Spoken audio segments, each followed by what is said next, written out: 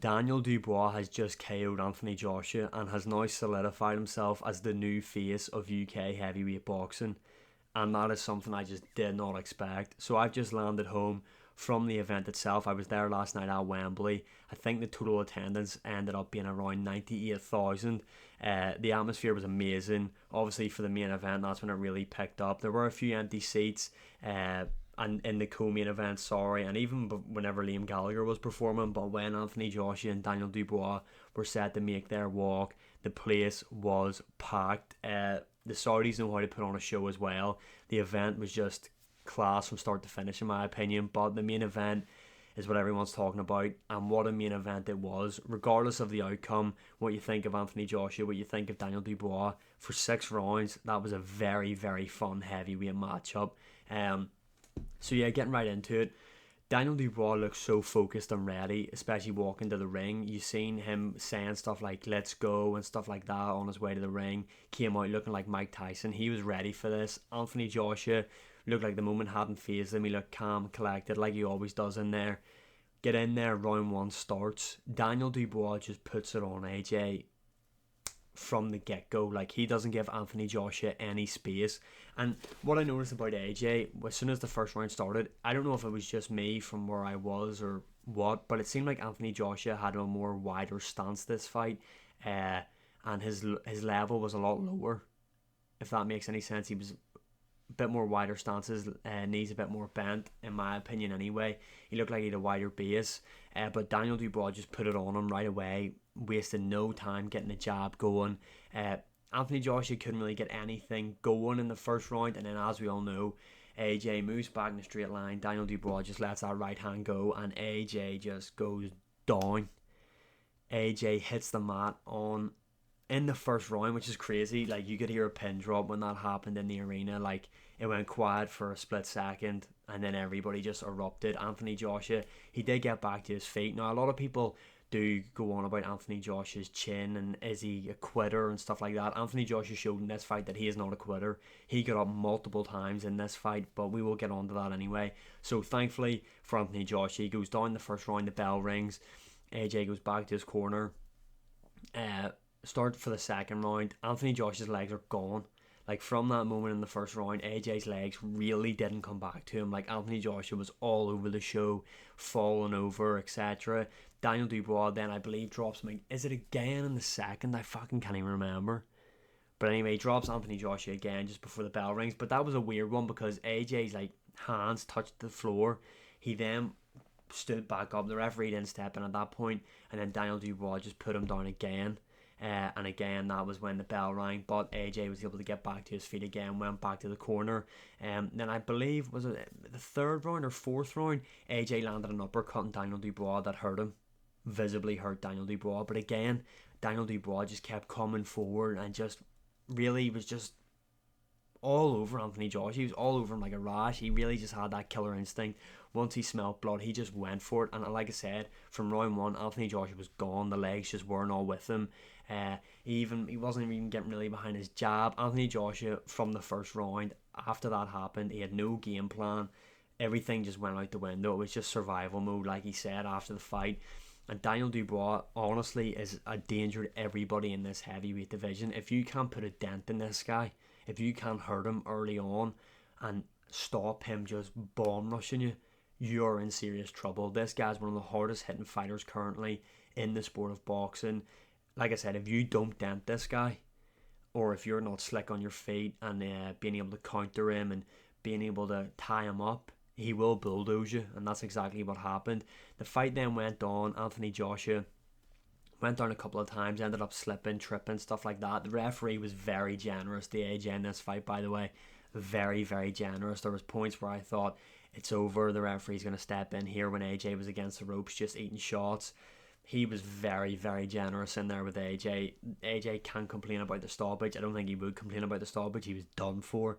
But like I said, referee very, very lenient with Anthony Joshua. Especially AJ just kept clinching. Really, at points, AJ was just grabbing Daniel Dubois, like holding on for dear life. And Daniel Dubois was just like just a bulldozer in there. Like, I honestly cannot believe Daniel Dubois just done that to Anthony Joshua.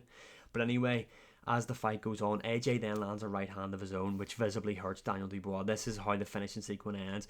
AJ then starts going in for the kill. He lands a couple of right hands, and he sees Daniel Dubois visibly hurt, which he was. Daniel Dubois ended up going back into the corner, but kept himself composed. He was in his own corner, and as AJ came in, AJ's defense was completely gone at this point, and he was just looking to put Daniel Dubois out of there. Daniel Dubois just cracks him around the top of the head with the right hand, and AJ goes down again, and he was out. I really don't know what the referee was counting for at that point. Like I said, he was very lenient towards Anthony Joshua in there, but like I said, Anthony Joshua showed heart of a lion in there, showed that he is a warrior, shows that he can take a shot as well. It's just, his recovery just isn't there in my opinion. AJ can definitely take a shot, but when he goes down and stuff like that, his recovery just isn't the same as like a Tyson Fury. Look at what happened to him against Usyk in that ninth round, or was it ninth round I believe. He was basically out on his feet, and then the next round starts and he's good as gold again. Do you know what I mean? AJ just isn't like that. If you can hurt AJ, he can't really get over that, if you know what I mean, if that's making sense. But yeah, Daniel Dubois, what a performance. Funny, the audio came out of Anthony Joshua in the corner before the 6th round, I believe, talking to Ben Davidson, saying he's a warrior and stuff like that. And he just says Daniel Dubois is shit, and then goes out there and just gets knocked out. This was one of the main differences in this as well. A lot of people are saying AJ didn't respect Daniel Dubois. I think he did. I think subconsciously, though, AJ knows about these sparring stories that everybody was talking about. And I feel like that might have been playing a part for Anthony Joshua. Anthony Joshua came into this fight looking to box, where Daniel Dubois came in here looking to fight, and he got his game plan off perfect. Fair play to Daniel Dubois in his corner. Now, what's going to be next is the rematch. Eddie Hearn was interviewed by IFL TV after the fight, and at ringside he did say that there is a rematch clause in place, and he'd be surprised if Anthony Joshua doesn't activate it. So this is what we're going to get next. A lot of people online are saying Anthony Joshua should retire, that's him, he's done, etc. AJ's going to be used to this. I mean, they said this when he lost to Ruiz, they said this with the 2 Usyk losses. This is just the sport of boxing, and this is why MMA is so much better in my opinion, because you can lose when you're fighting the best, and your career's not done. You can still go back in there and have big fights. So Anthony Joshua, he is going to take this rematch, I believe, and it is definitely a fight that he can win. I personally will pick Anthony Joshua to win this one, the rematch. I think AJ will KO him. I think they'll game plan better. I think they'll understand that they'll need to cut angles, they'll need to exit out on angles. Going back in a straight line, having your hands down just isn't going to work against Daniel Dubois. I feel like AJ is going to respect him more. Not that he didn't respect Daniel Dubois going into this fight, I think he did, but I feel like he will definitely respect him more and respect the power. But yeah, what a main event that was. Unbelievable. Hats off to Daniel Dubois. A lot of people were saying he shouldn't have been the IBF champion going into this matchup. That there can't be said now. He has proven that he is a champion. The guy's only 27 years of age. He's got such a long career ahead of him, especially for being a heavyweight. Yeah, what a performance. I actually cannot believe it happened, to be honest. Just going over the rest of the card, Liam Gallagher was shit. Terrible. Moving on, Hamza Shiraz against Tyler Denny. I thought Tyler Denny, coming off a big win, he would have looked a bit more impressive in there, but Hamza Shiraz just showed him levels in there, to be honest. Willie Hutchinson, Joshua Buatsi, that was a great fight in my opinion. Very competitive. The scorecard for that matchup, though, just made no sense, considering Willie Hutchinson had a point taken off him in 2 10-8 rounds. So I don't know how a judge scored it for him. I just didn't really understand that, to be honest.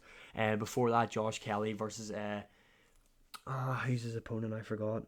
Ishmael Davis. Sorry, I don't know how I forgot that. Josh Kelly won that fairly comfortably, in my opinion. Yes, he did get busted up at points. His nose was bleeding, but I thought he did win that fairly comfortably. Anthony Kakachi, Josh Warrington wasn't the fight I expected. I thought that would have been fight of the night, all out war. It wasn't the case. Now, I haven't rewatched the fight, but when I was watching it live, I definitely thought Josh Warrington had won a lot of the earlier rounds, and Kakachi had just nicked it in the later stages, picking up in the later rounds. I did think Anthony Kakachi had won, but I do think it was very close, and from what I was told and what I read online, I don't think the scorecards really showed that. And then Mark Chamberlain being beaten by Padley, again, something I just did not see, to be honest. Mark Chamberlain was a massive favourite going into this matchup, and he got knocked down in the fight, and just overall just didn't look great, to be honest. But overall, the Riyadh Season Wembley edition was unbelievable, especially the main event. That's one of the best heavyweight fights we have seen for a very long time, and I cannot wait for the rematch. Let me know your opinions on the whole event in the comments below. Thanks for 300 subscribers, and as always, like, share, subscribe, comment, ignore that voice break, all that good stuff. I'll see you again in the next one.